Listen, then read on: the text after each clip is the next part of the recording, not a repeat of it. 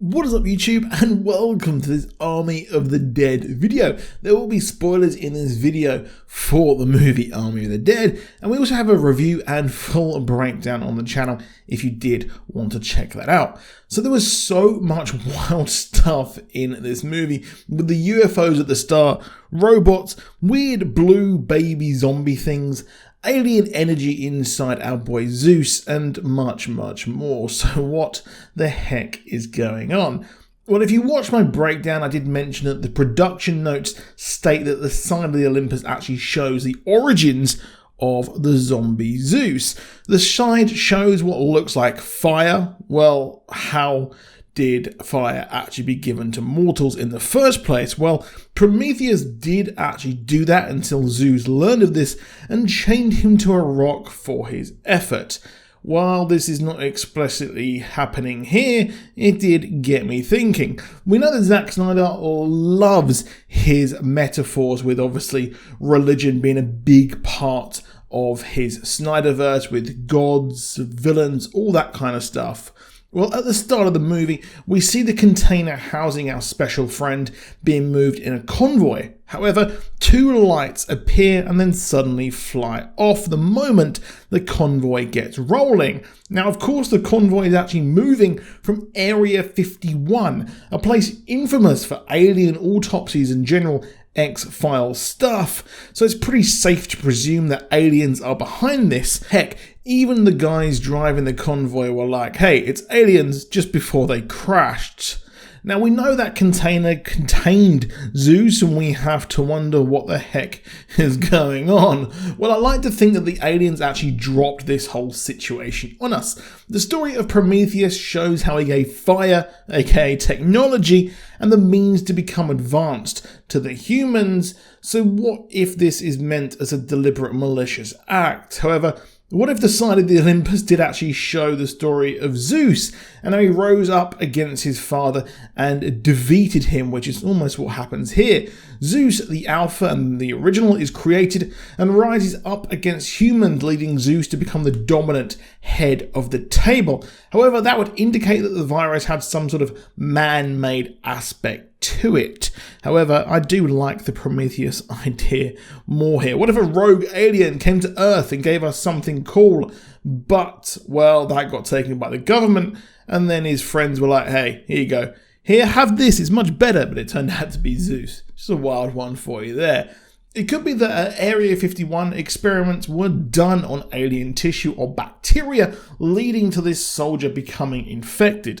However, looking at the mural, it does seem like the humans are in darkness, then fire, then darkness again. So this could hint at somewhat of a combination of both the Zeus god and Prometheus stories. I believe that the aliens did plant what Zeus is here as a way to wipe out the planet and monitor the situation, and the government, incapable of stopping themselves with meddling, created the Alpha, which then led to the Las Vegas incident we see in the movie. The reason I don't think Zeus is a straight up alien is due to him wearing dog tags, and I presume he was an unexpected test subject gone bad. The government were clearly desperate to go through all attempts to actually get Zeus or one of these alphas back who can control the herd of zombies. And well, they decided to send in team after team of people here. And that's where we get to the weird discussion of multiple timelines. Now, that is a tricky one and is a huge kind of thing to unpack. Now, to be honest, well, the craziness of this timelines is a bit, maybe, of a red herring here, as we did see when Bly Tanaka was talking about the plan, we saw the plan enacted. So it's a visualization of what Tanaka was talking about.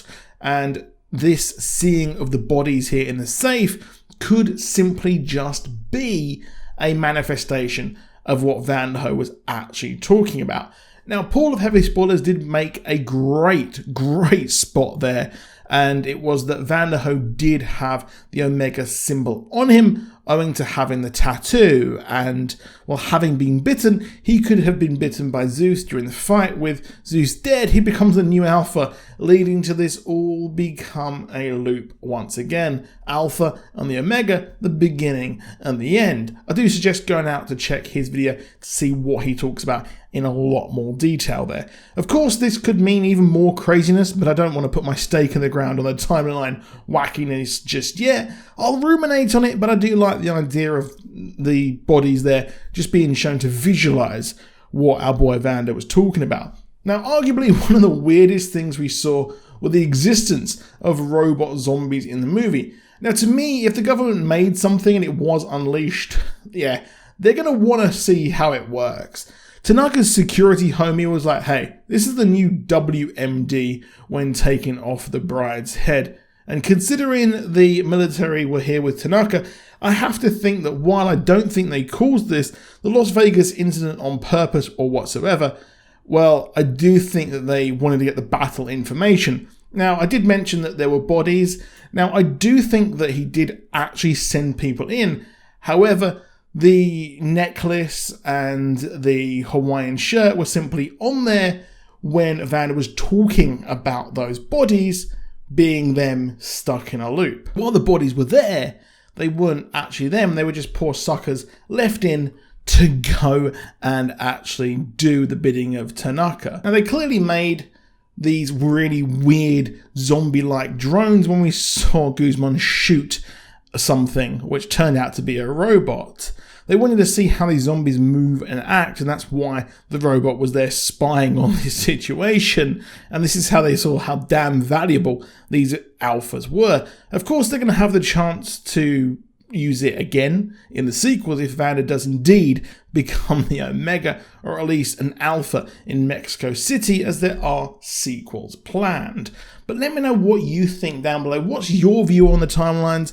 How do you think this virus got created? I'd love to hear all of your theories and your ideas down below in the comments. If you enjoyed the video, please do consider dropping a like on it, as it helps us out massively. And do subscribe with notifications on so you never miss a video. Tomorrow we have got a spiral video coming out. You don't want to miss it. I'll see you soon, and goodbye.